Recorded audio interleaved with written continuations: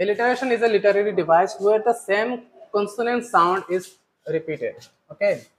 same কি হব consonant sound ইয়াতে consonant sound ৰ ওপৰত কৈছে এনেকুৱা নহয় যে consonant letter হ'ব লাগিব sound লাগিব ঠিক আছে ক'ত consonant letter মানে consonant sound to repeat হ'ব লাগিব at the beginning of two or more closely connected word তো beginning of যদি দুটা বা তাতকে বেছি কানেক্টেড ওয়ার্ড আছে তার মাজত যদি তার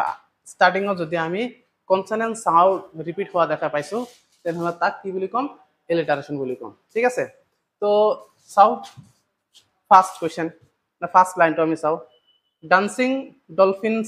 ডাইভ ডিপ তো ডান্সিং ডলফিন ডাইভ ডিপ তো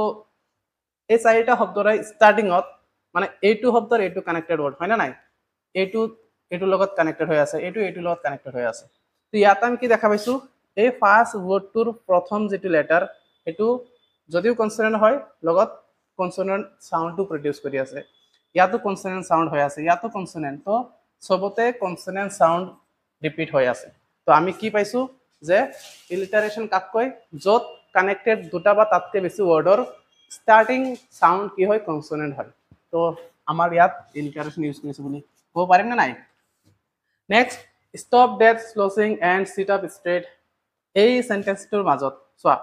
stop that slouching and sit up straight তো এইটো শব্দ